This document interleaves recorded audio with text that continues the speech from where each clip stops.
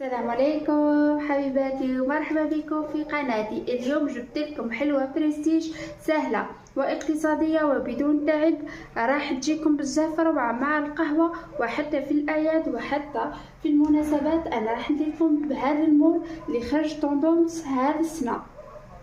نبداو بالمقادير على بركة الله. عندي هنايا الكاوكاو خلطته ببعض المكسرات اللي هما لوز والجوز ونواه كاجو كما تعودتوا عليا، واذا حبيتوا ديروا بالكاوكاو راح تجيكم تهية بزاف بنينه. انا كيلت بهذا الكاس تاع 220 يهز، وهذا حلوة الترك كيلت نصف كاس هنايا البنات، وعندي طوفيا كراميل، وعندي صابلي اللي خدمتهم معاكم، وعندي شوكولا بيضاء تاع دادا راح نذوبها، وعندي هذا المول كما قلت لكم. انا راح نخدم لكم بهذا المول يا بنات.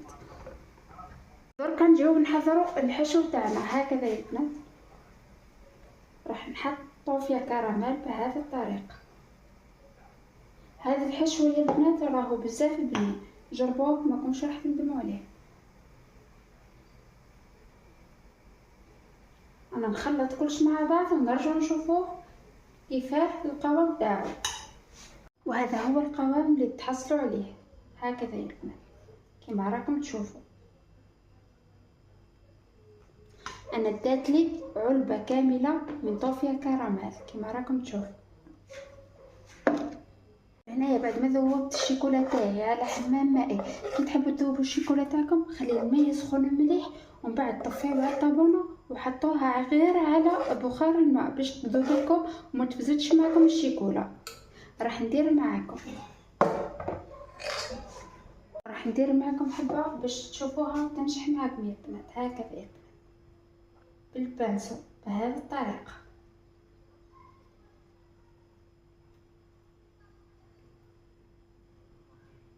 وكي تلقاو الزوائد يا البنات تاع الشيكولا راح تقلبوا المول تاعكم باش تهبط هذيك الشيكولا الزايده هكذا يا بنات.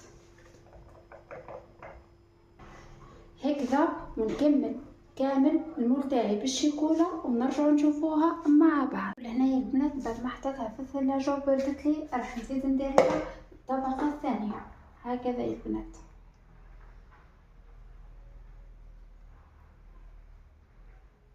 بهذا الشكل. راهو كل شيء موضح بالفيديو هكذا. انا نكمل ندير طبقات للشيكولا اللي بقات ونرجع نشوفوها مع بعض.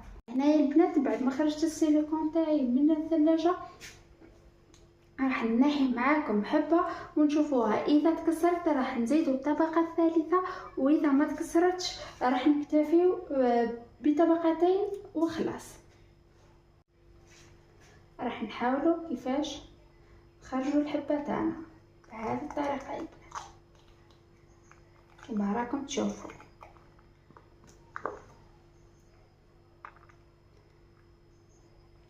ثم طبقتين من الشيكولا راح تكون واجده كما راكم تشوفوا.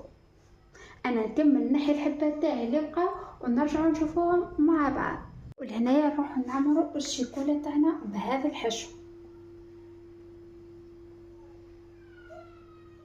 هكذا يا بنات.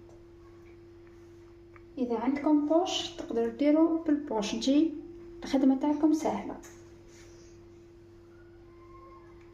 انا ما كانش عندي متوفر دركا، حتى من بعد كي نزيد كميه اخرى راح ندير بالبوش اللي هو الكيس الحلباني.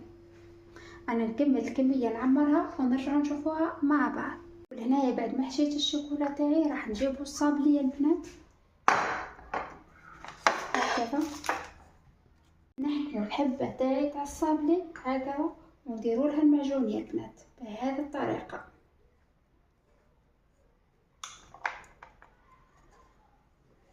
هكذا.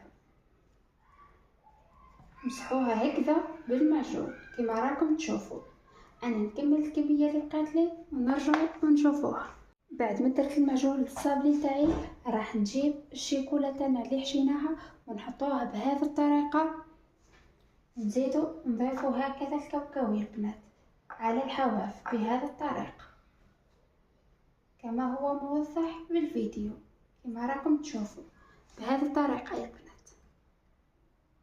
الحلوة تاعي بريستيج كما راكم تشوفوا. راح نزينها بشويه من الفوق من كريمه البندق، هذه البنات تاع المرجان.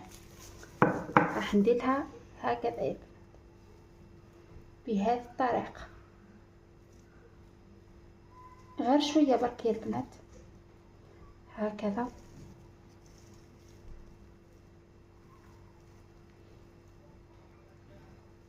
بهذه الطريقه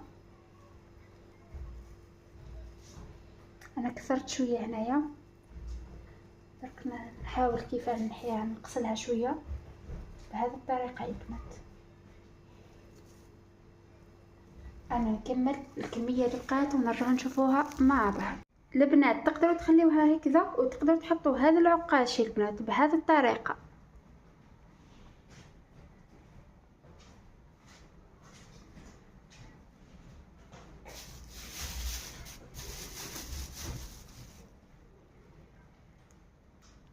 حتى هكذا يا البنات راح تجيكم بزاف مليحه وبزاف باهيه. وهكذا نكونوا حضرنا حلوه بريستيج جات بزاف باهيه بهذا التزيين يا البنات.